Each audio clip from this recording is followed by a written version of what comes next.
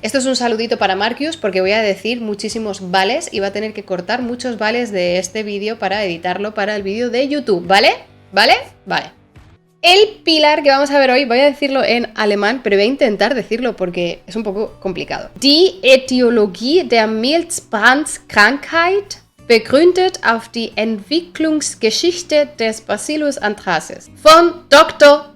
¿Habéis visto el doctor, Robert Koch. Pero este doctor es de médico, Contexto. En la época en la que Robert Koch empezaba a hacer cositas en el laboratorio, siglo XIX, donde la inmunología y la bacteriología, tenemos un background muy interesante, donde tenemos al Robert Koch, que ya lo habéis visto, que está aquí, el Robert Koch. Tenéis a Paul Ehrlich y tenéis a Emil von Behring. Virchow, tenemos aquí que era el jefe de patología. Y la sanidad pública, ¿vale? Se funda una sanidad pública del imperio y luego ya en los 80 ya la sanidad social ya más pública y también se inaugura el Instituto de Higiene en los 1870 y pocos, ¿vale?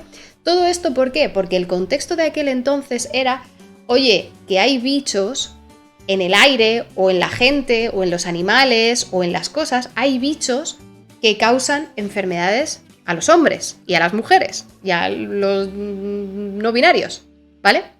Entonces empezó a investigar este tipo de enfermedades que estaban causadas por bichos. Y el Instituto de Higiene se inaugura porque también empezaron a descubrirse cosas que cuando se aplicaban unos mínimos de higiene, pues no había tantas enfermedades. Entonces un poquito todo, ¿vale? Este era el mindset, este era el thinking de esta época, ¿vale? ¿El Behring era el de la inmunología, no? Sí, el Behring era el de la vacuna de la difteria, por ejemplo. Hola Damián, ¿qué tal? ¿Vale?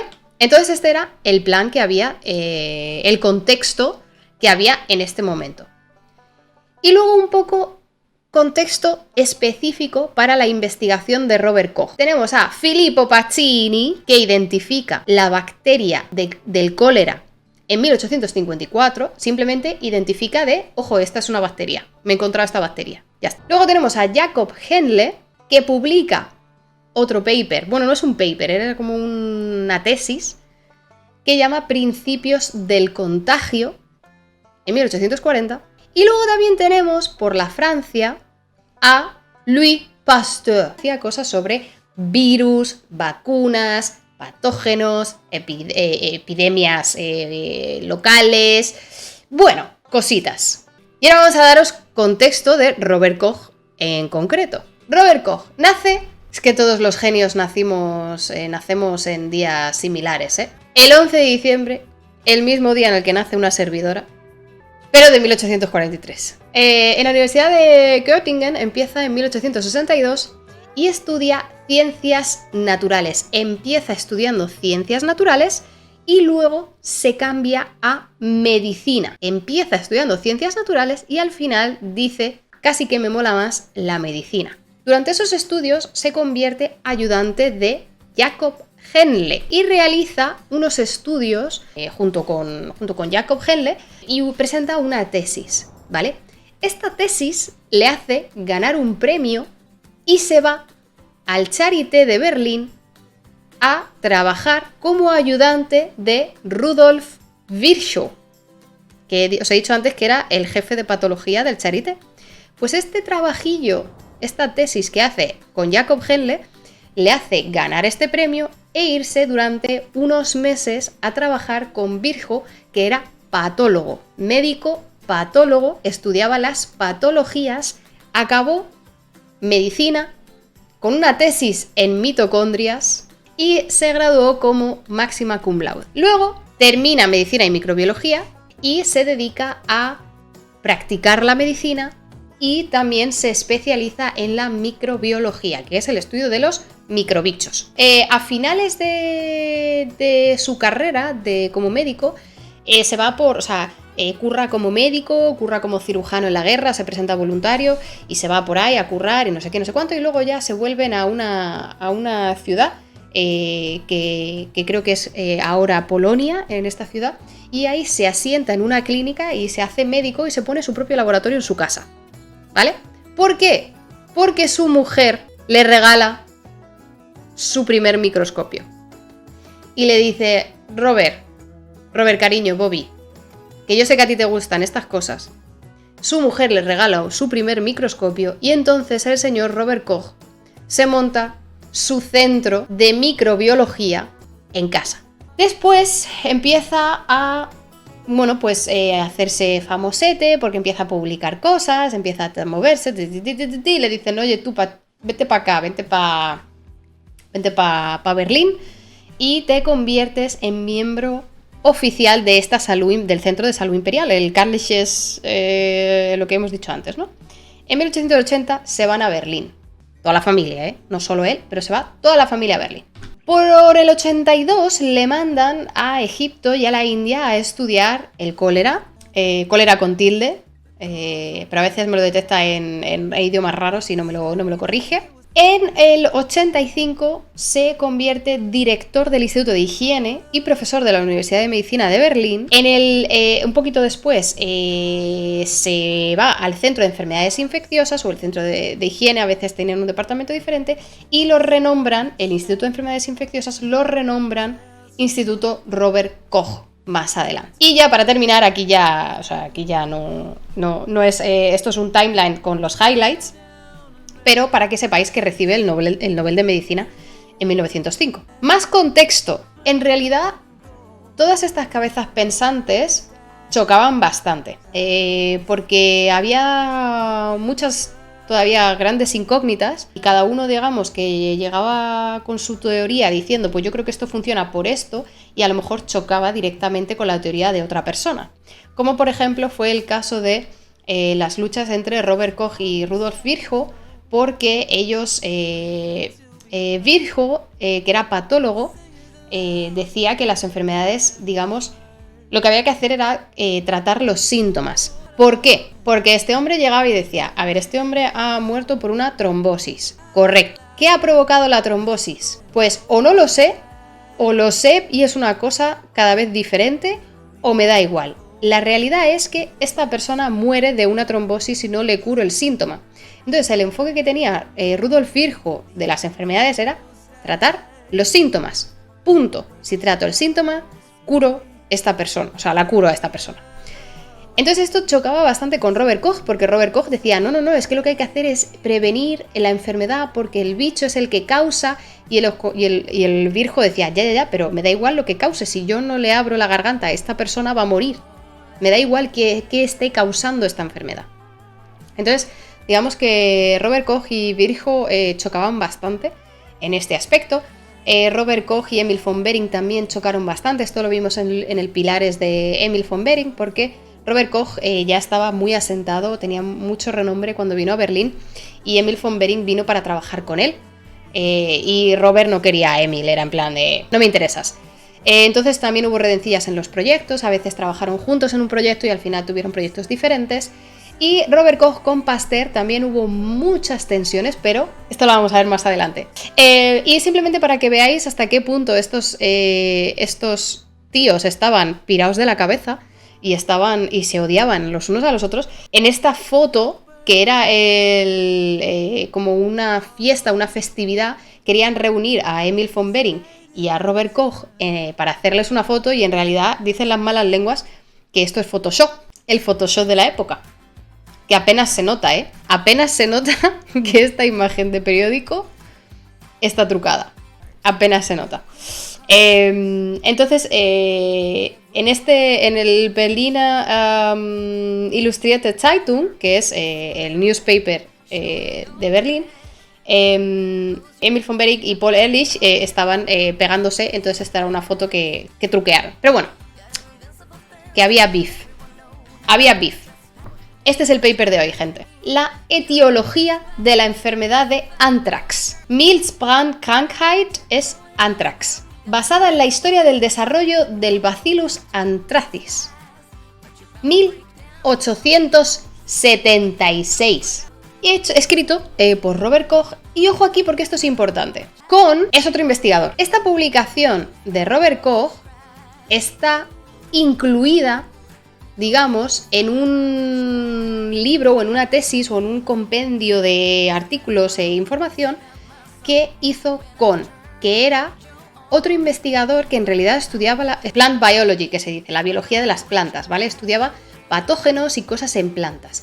Y se interesó por Robert Koch, se interesó por la microbiología que estaba realizando Robert Koch y le dijo, oye, mira, vente aquí a trabajar que yo tengo cosas, vente a mi labo. Entonces Robert Koch, durante su periodo en Polonia, colaboró con Kohn y este artículo, que es el que vamos a ver hoy, está publicado en asociación, básicamente, de este investigador que se llama Kohn. Por eso, aquí dice la biología de las plantas. Y vosotros pensaréis, ¿qué tendrá que ver el anthrax con las plantas? Aquí está el contexto, ¿vale? Porque estaba colaborando con este investigador que tenía su laboratorio de biología de las plantas. ¿Por qué es importante este paper?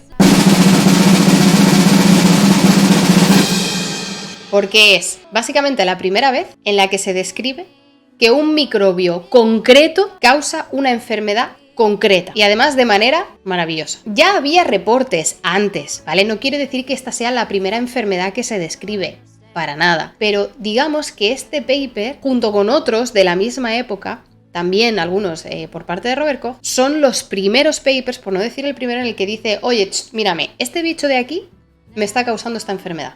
¿Y cómo lo hace? Bueno, pues es una tesis de mucho texto y una figura. Y la figura es esta. Esta es la figura. Y esta es la leyenda, ¿no? Aquí te dice, vale, ¿qué hay en esta figura? Dibujado a mano. Y vosotros decís, ¿qué mierda es esta? El 1. Milzbrandbacillen, que son bacilos del anthrax, ¿vale? Bacilos del anthrax de sangre de un conejo, ¿vale? Como de un conejillo. Los bacilos, que es el bicho, el microbicho, son como bastones pequeñitos de cristal o como una cápsula de cristal donde el final puede tener como un corte o como con una dentada, ¿vale?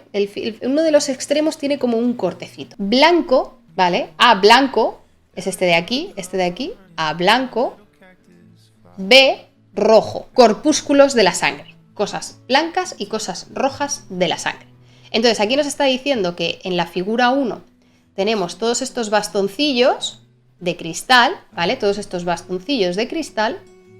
Y luego tenemos cosas rojas y blancas de la sangre. Esto que nos está diciendo son Bacillus anthracis. Son los bacilos que causan el anthrax, que ahora ya lo conocemos. Pero en aquel entonces dice, yo voy a coger la sangre de estos animales que estoy aquí testeando con ellos y voy a dibujaros y voy a describiros lo que contiene esta sangre. Entonces, en todas estas diferentes estructuras que se ven aquí, analiza diferentes partes de la sangre o diferente sangre de diferentes animales y entonces con todo este dibujo nos describe la enfermedad y lo que él cree que es la causa de la enfermedad. Esta foto, que es una foto, o sea, es un fotomicrograph, ¿vale?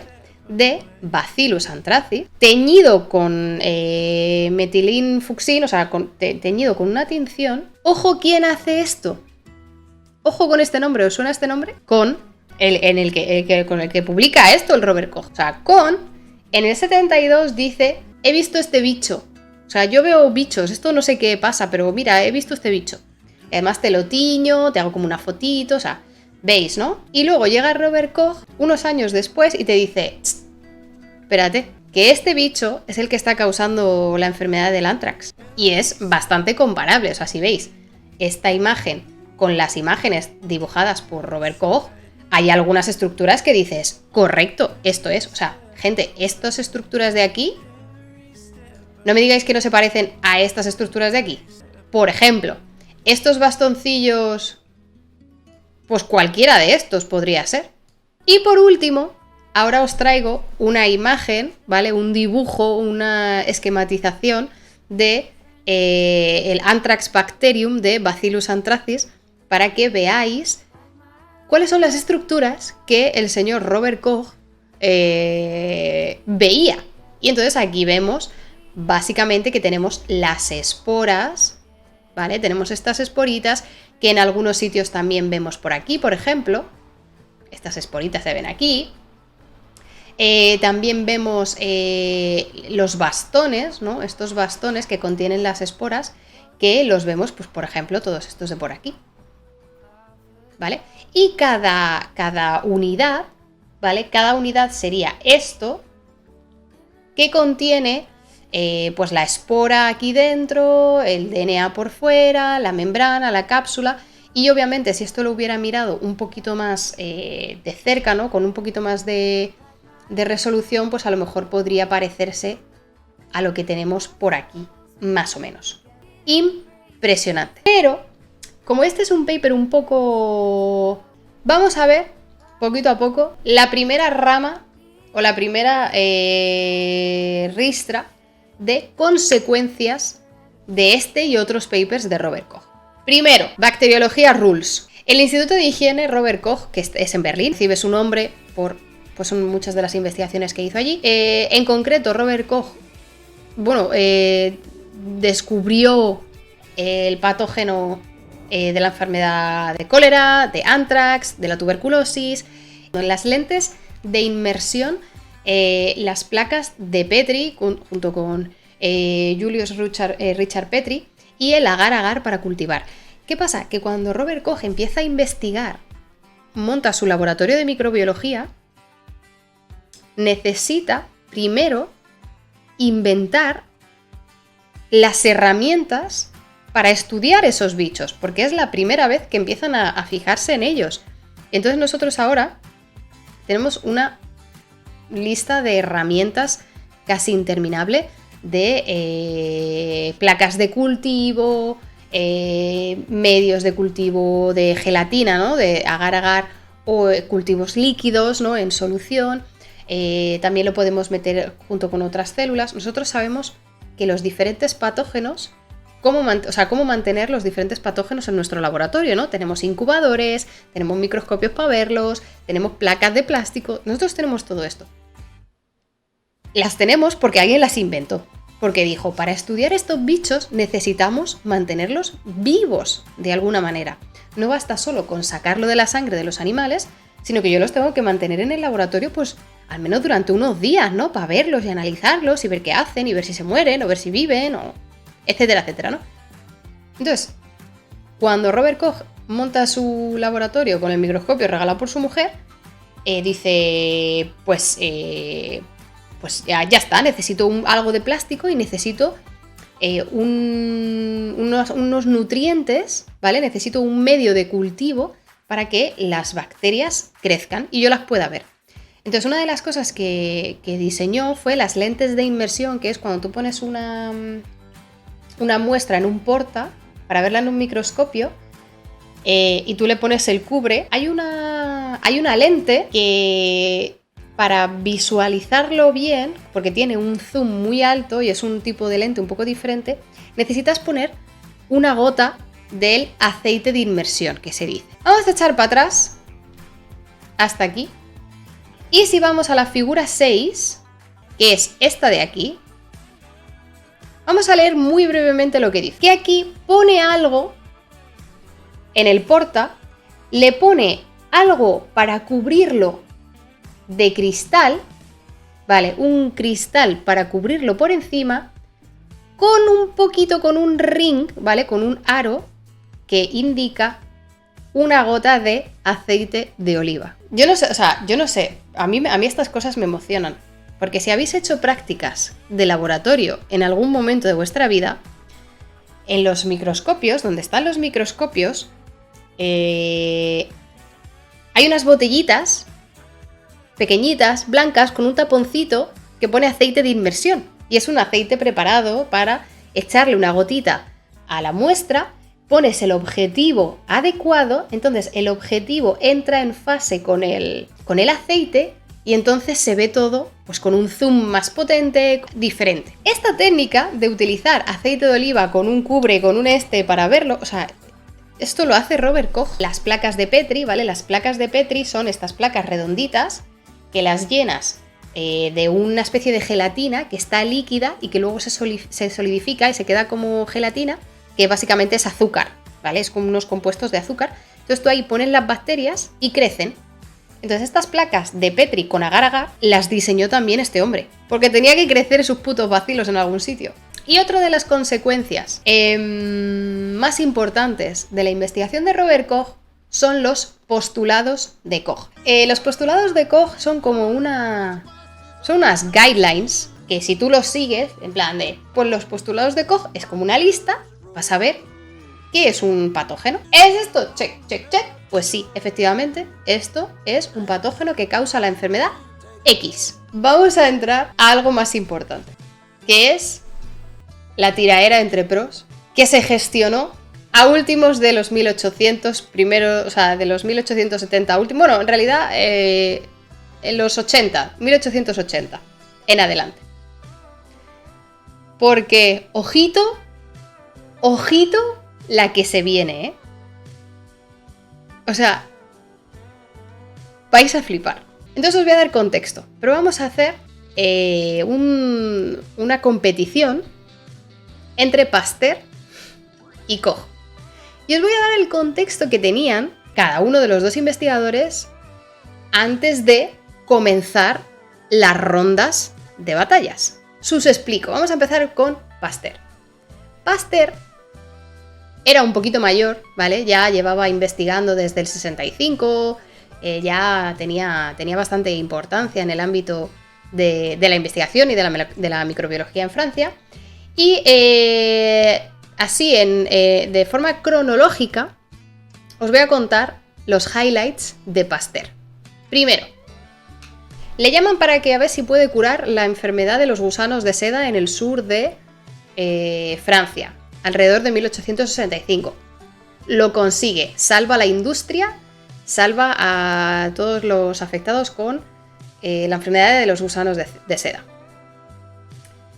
Dentro de sus otros highlights, dice: no existe la generación espontánea, que a lo mejor es lo que más os suena de Pasteur, ¿no? Que tiene este sistema de Erlenmeyers y de cosas y de así como un tubo muy grande de laboratorio, y dice: pero si yo no he metido nada aquí, aparecen bichos aquí, pero si el tubo es muy largo no aparecen bichos porque no pueden entrar. Bueno, que la generación espontánea no existe, ¿vale? También descubre la quiralidad, que son las moléculas espejo, en plan de que las moléculas tienen quiralidad, tienen orientación hacia derechas o orientación hacia izquierdas, ¿vale? Todo esto muy molecular. El proceso de fermentación lo describe, dice quiénes son los responsables y cómo hackearlo. También con la pasteurización, de ahí también recibe el nombre pasteurización de Pasteur, ¿vale? Ya está. Desarrolla la vacuna atenuada contra el cólera en 1879. Desarrolla la vacuna contra el anthrax en 1881. ¿Vale? Aquí tenemos a Pasteur. Luego tenemos a Robert Koch.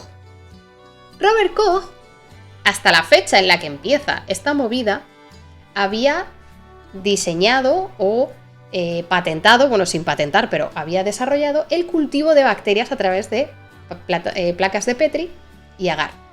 Había descrito la patología del anthrax, que lo hemos visto en el paper este. Ha desarrollado tinciones y microscopía en el 81 y ha descrito la patología de la tuberculosis en el 82. Y en este momento comienza la lucha directa entre estos dos cracks. Choose your champion. Koch versus Pasteur. Primero, un mini contexto. Había muchas tensiones entre Francia y Alemania, ¿vale? Tengamos esto en cuenta. Quiere decir que no es que... O sea, es que ya había una predisposición para odiarse. O sea, estaban resentidos, eran enemigos de verdad, pero también había una predisposición entre países. Entonces, esto tenemos que decir. Koch llega un momento en el que dice: vamos a ver, los patógenos son inalterables. ¿Qué quiere decir? Que si tú tienes un patógeno en tu sangre, te vas a enfermar. Si no tienes este patógeno en tu sangre, no enfermas. ¿Te queda claro? Son inalterables. Tienes un patógeno, enfermas. No tienes el patógeno, no enfermas. Punto. Ya está. No puedes modificar los patógenos. La verdad es que aquí Koch Patina un poco, pero va, seguimos. O sea, menos uno para Koch, ¿vale? Menos uno para Koch. Voy a ir apuntando, ¿eh? Cojeó un poco. Llega Pasteur y dice, le cambio la virulencia a los patógenos. ¿Que tienes un patógeno que no es virulento? Te lo hago virulento. ¿Que tienes un patógeno virulento? Te lo hago no virulento. ¿Qué pasa? ¿Qué pasa? Y Koch, en sus 13, de los patógenos son inalterables. Y Pasteur, que le cambio la virulencia. Yo me lo imagino con una colleja. Yo esto le doy un punto a Pasteur. Consigue hacer vacunas atenuadas. O sea, eso yo creo que es un punto para Pasteur. Seguimos. 7º Congreso de Medicina Nacional en Londres, 1881. Koch hace una performance. Pasteur llega y le dice, oye chaval, muy bien hecho, ¿eh? Bravo, todo ok. Termina el congreso y días después, Koch y unos colegas echan mierda en redes sobre las investigaciones de Pasteur porque dicen que hay contaminaciones en sus experimentos. Y dice, bueno, de lo que está contando Pasteur, hay poca cosa que sea nueva y lo que dice que es nuevo está mal. Por farrullero le quitaría medio punto, pero por flow le pondría un punto a Koch. O sea, farrullero le quita, pero tiene flow. En plan... O sea, en plan de que te vas a un congreso, dices, está bien, y luego dices, este tío que me ha dicho que estaba bien, le voy a criticar en redes. O sea, en redes en plan en la newsletter de Berlín. En el periódico de Berlín. Un 10 en tiraera, un 0 en deportividad. Claro, por ahí voy. Por ahí voy. Pero era verdad, hay mejores formas de decirlo. Yo le... O sea, dice que estaban contaminados sus experimentos porque le está cambiando la virulencia a los patógenos. Y es como... Si yo te estoy diciendo que los patógenos son inmutables y me llega Pasteur y me dice que le cambia la virulencia, eso es que tiene contaminaciones.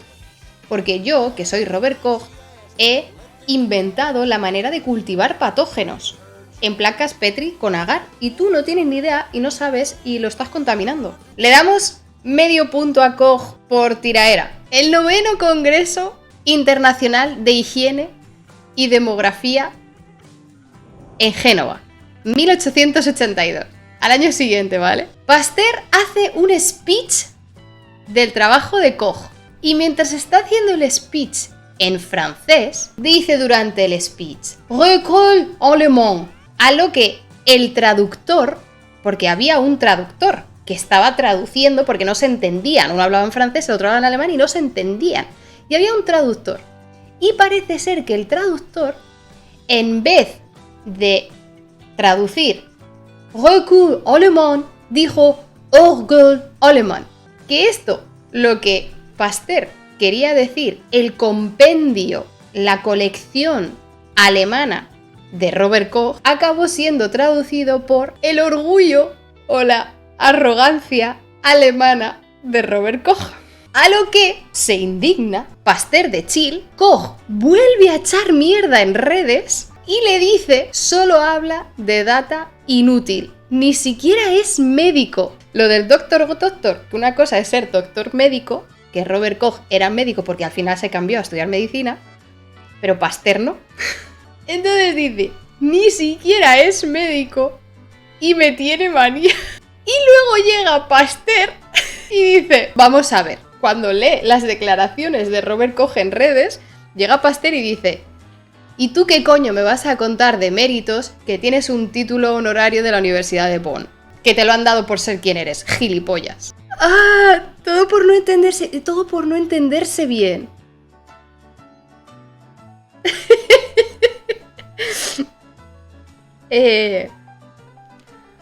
Yo no sé a quién darle puntos con esta movida del Congreso de Génova, ¿eh? Es que ¿a quién le damos puntos? Claramente al traductor no. Al traductor no le damos. Pero ¿quién se lleva el punto?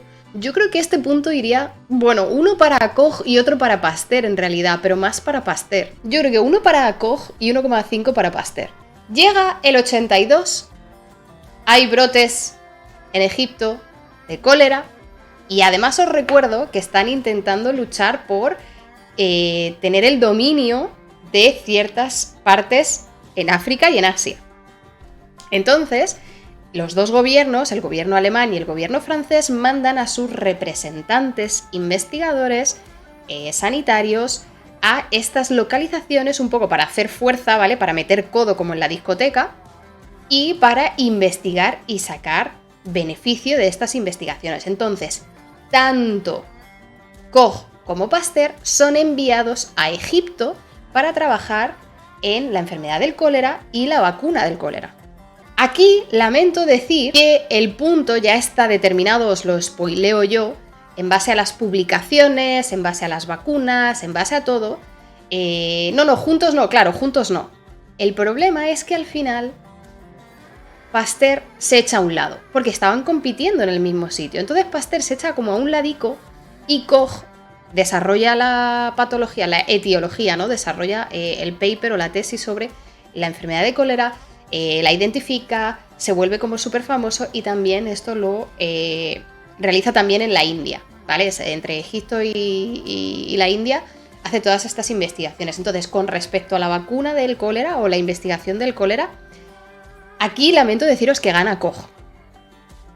No hay documentación, o yo no he encontrado documentación si tuvieron discusiones, pero los papers, digamos, que han llegado han sido básicamente ganando Koch. Así que me vais a permitir que os diga que en este contexto Koch 1 punto, Pasteur 0 puntos.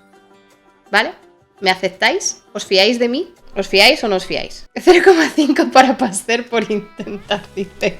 Llega la vacuna de la rabia. En 1885 llega Pasteur y desarrolla la vacuna de la rabia.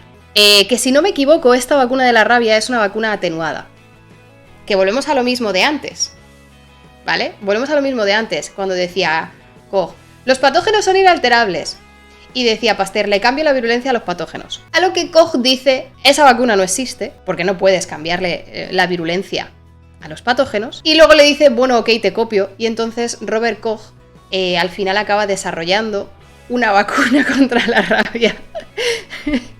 Muy parecida. Claramente, vacuna de la rabia, punto para Pasteur, ¿no? 10º Congreso de Medicina Internacional en Berlín, 1890. Había muchas tensiones, había mucha presión sobre Robert Koch para este congreso, ¿vale? Que se celebraba en Berlín y que era un congreso, vamos, internacional, con mucha importancia, con mucha relevancia en el ámbito científico, en la medicina. Obviamente iban a venir Pasteur, o sea, iba a venir pues un montón de gente, investigadores franceses. Y en ese momento,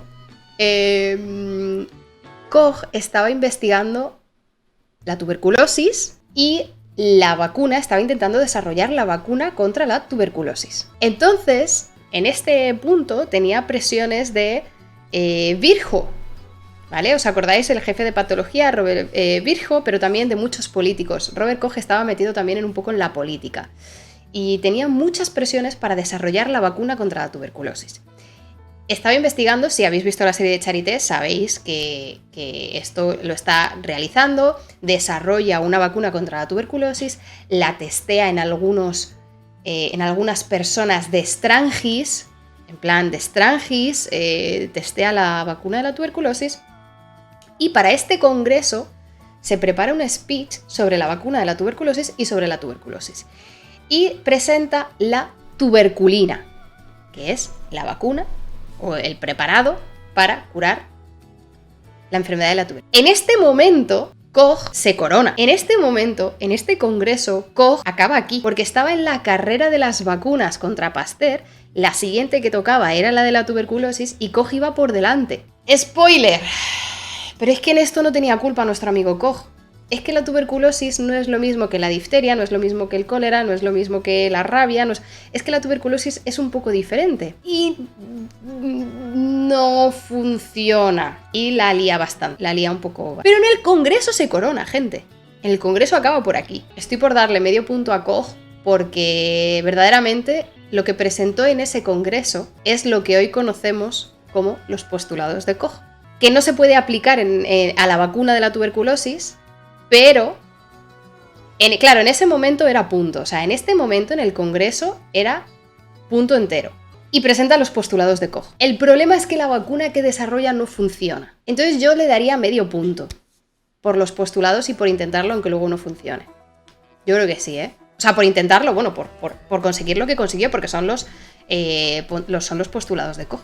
Veo mucho 1, así que le vamos a dar 1. Viene el recuento. Y el ganador de esta tiraera del siglo XIX entre virus, patógenos, bueno, virus no, bacterias y vacunas, encontramos como ganador a... ¡Pasteur!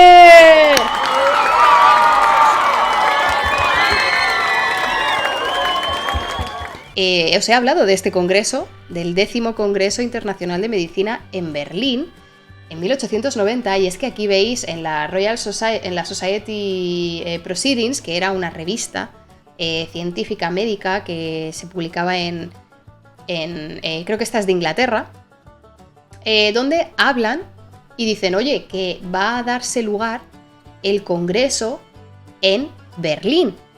Y aquí veis que, bueno, pues que si leéis este texto de por aquí, veis que ya hay expectativas, ¿vale? Ya hay como unas expectativas altas sobre este congreso. Imaginaos la presión que tenía Robert Koch en aquel momento. Aquí hay unas imágenes de la serie, durante la cual Virchow, que es el jefe de patología, está presentando a Robert Koch a dar su speech y le presenta como el vencedor del cólera. O sea, le presenta como... O sea, le presenta, le pone aquí arribísima, llega Robert Koch, lee su paper sobre la tuberculina, que repito, en aquel momento la está presentando como la cura contra la tuberculosis, una enfermedad que en aquel momento era devastadora, y party después de este paper. Entonces, en este congreso aquí queda, y en este congreso el paper que lee, el paper, o sea, la documentación que presenta en este congreso, lo veis aquí, que es el Sitzung, como que el meeting, o la sentada del 10º Congreso Internacional de Medicina, y por Robert Koch. Y lo que pone es, o sea, lo que lee es sobre la investigación de la bacteriología. Y este es un escrito, que son unas 20 páginas, o menos creo, que es lo que lee en este congreso. Simplemente os voy a coger un trocito muy pequeñito de este escrito que presenta en el congreso para que veáis por qué fue un crack. Y es que aquí es donde se recogen o de donde se sacan los postulados de Koch. Hay que decir que los postulados de Koch también están combinados o tienen una influencia muy grande de los principios del contagio que había escrito, os recuerdo, Jacob Henle, que fue su profe de prácticas. ¿Os acordáis que hizo de ayudante de Jacob Henle en una temporada? Pues en 1840, antes de que Koch fuera por ahí, Jacob Henle publicó una cosa que se llama los principios del contagio, pero no identificaba los patógenos. Era como, hay cosas que parecen que se contagian, pero no sabemos qué pasa, no sabemos qué es.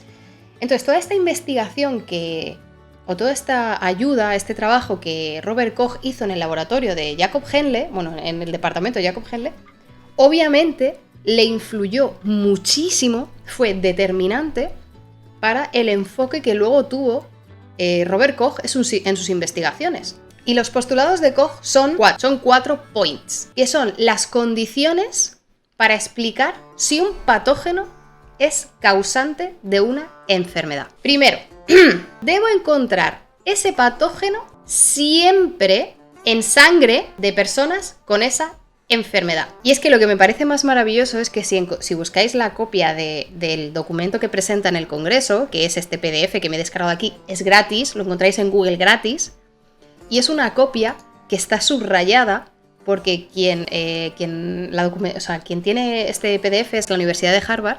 Entonces me imagino que fue alguien de Estados Unidos quien documentó este panfleto.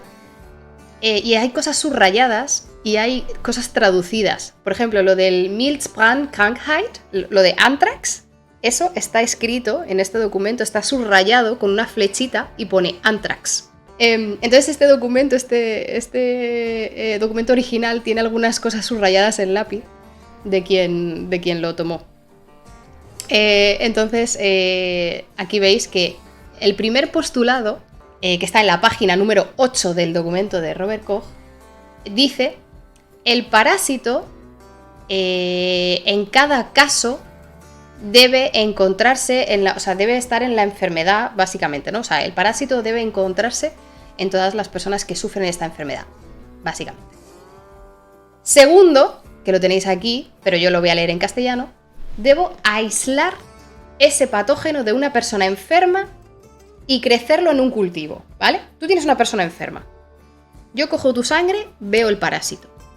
Segundo, cojo ese parásito y lo cultivo. Ya sabemos que Koch ha inventado toda esta mierda. Lo cultivo. Tercero, debo causar esa enfermedad a una persona sana si yo inoculo ese patógeno crecido en cultivo, ¿vale? Yo te lo cojo de ti, que tú estás enfermo, te cojo el patógeno, lo crezco en cultivo, se lo meto en una persona sana y la enfermo. Cuarto, debo aislar el patógeno de la nueva persona enferma y debe coincidir con el de la primera persona enferma. ¿Se ha entendido esto? Porque esto es súper importante, esencial. Jainus, esto primeramente se hace con animales. Yo aquí he puesto una persona. ¿Vale?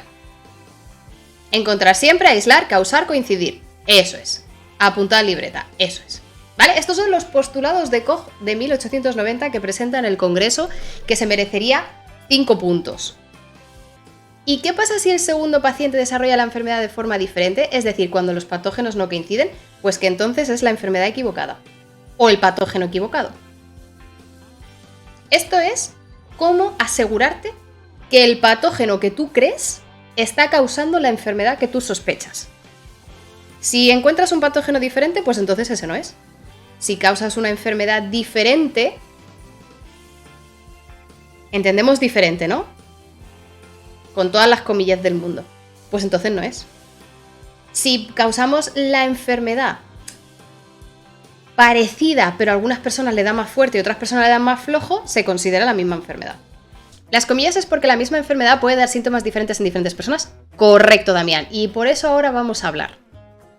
Porque a lo mejor a algunas personas les suena los postulados de Koch por el coronavirus. Porque al principio del coronavirus hubo una corriente negacionista que decía: el coronavirus no existe porque no cumple los postulados de Koch. ¿Os ha sonado? ¿Habéis leído algo de esto a veces? Porque esto ahora ya no. Pero al principio de la pandemia esto se leía bastante. Es que no cumple los postulados de Koch, por lo tanto el coronavirus no existe. Aquí tengo un jain. ¿Por qué? Porque dice, las personas asintomáticas no entrarían aquí, ¿vale? Porque si te está diciendo que debo encontrar el patógeno siempre en la sangre y no en los sanos, es como, pues ya no cumple, claro. Tampoco habla de cepas, que es un poco relacionado con lo que Pasteur hacía. Pasteur decía, hay cepas que son de bacterias que son más virulentas que otras. Hay bacterias que sí causan enfermedad y otras que no. Aquí no habla de cepas porque, como ya sabemos, Koch decía, los patógenos no se puede modificar. Luego tenemos casos de proliferaciones descontroladas, por ejemplo, algunas enfermedades donde hay un desbalance de la microbiota intestinal, no es porque haya una bacteria dañina, a lo mejor es porque hay una sobreproliferación de esa bacteria. Entonces ya tenemos otra enfermedad donde los postulados de Koch, causado por bacterias, no se cumplen. Y patógenos oportunistas. Quiere decir, pues eso, tú tienes por ejemplo, Staphylococcus aureus, ¿vale? Que es una bacteria que nosotros tenemos everywhere. Cuando se te mete dentro de una herida, te mata. Pero tú la puedes detectar en la piel. Entonces, obviamente, gente, los postulados de Koch no se cumplen 100% sabiendo lo que sabemos hoy. Entonces, postulados de Koch ya hay. Pero no os preocupéis, También muchas cosas que no tienen en cuenta los postulados de Koch. Hongos y virus. Este es el Jacob Henle, que hizo el trabajo en los principios del contagio en 1840, que no habla de patógenos, no habla del acojo de la sangre de un paciente, o sea, no lo hace así, pero empieza a darle el gustirrinín al contagio, ¿no? A las enfermedades de contagio. Y ahora voy a hablaros de los postulados moleculares. Ahora tenemos los postulados moleculares. Fueron escritos, estos postulados moleculares fueron escritos por Stanley Falco en 1988. Que son pues como una revisión de los postulados de Koch, que obviamente ya no los podemos utilizar tal cual porque sabemos muchas más cosas, pero es una revisión donde dice, bueno, el fenotipo o propiedad bajo investigación debe estar asociado con miembros patogénicos o un geno de cepas de una especie. O sea, ya veis, ¿no? Ahora ya metemos muchas cosas. Pues eso, que estábamos hablando de que se han revisado, se han hecho como un poco, pues eso, que es un poco más abierto porque sabemos que hay enfermedades que están causadas por patógenos que no cumplen los postulados de Koch, entonces hay que hacerlo más amplio para que obviamente cumpla las reglas de la naturaleza, ¿vale? Así que lo sepáis que estos son los postulados moleculares que ya se acercan un poquito más a lo que sabemos hoy en día. Más cosas. Ah, por cierto, este hombre murió en el 2018.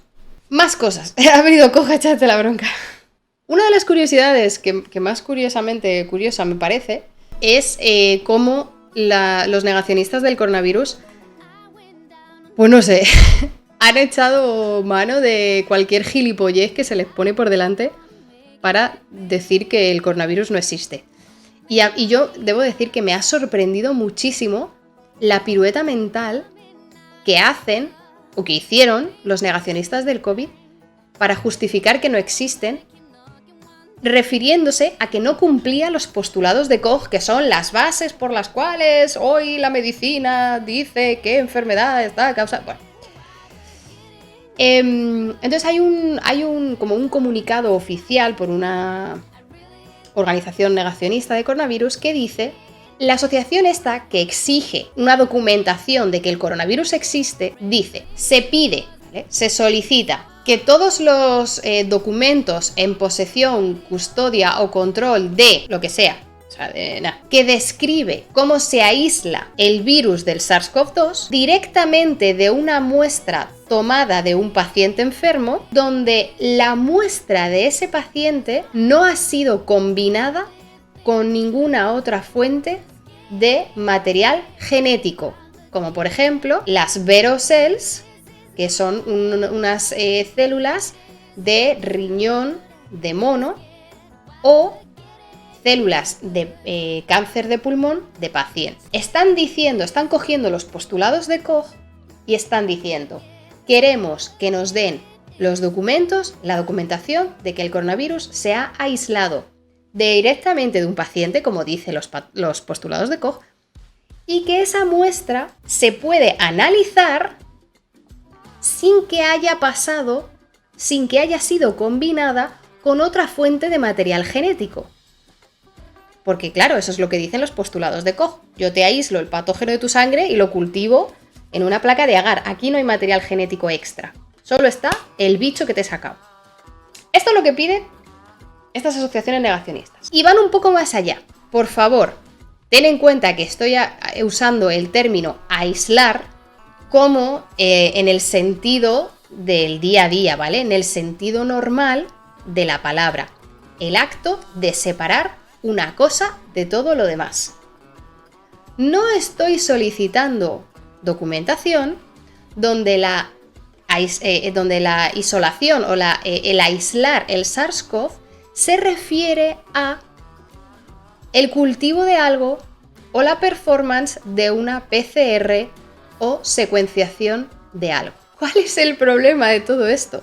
El coronavirus es un virus. ¿Qué significa? ¿Qué hay de diferente entre un virus y una bacteria? Que el virus necesita infectar una célula para vivir y hacer su vida. La bacteria, con que le des comida, ¡au! ¿Cómo vas a cultivar el coronavirus sin utilizar células. Ahora bien, ¿a que no te coges los postulados moleculares? Ah, no, mi rey.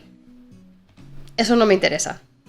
Muy buenas, acabas de ver un resumen de un directo de Twitch. En estos directos, donde explico los temas, como por ejemplo el que acabas de ver resumido en este vídeo, también contesto a las preguntas que salgan a través de los participantes en el chat. Así que nada, te dejo el link a mi canal de Twitch por si quieres participar en los directos que haga en el futuro y espero que te haya gustado. Nos vemos, chao, chao.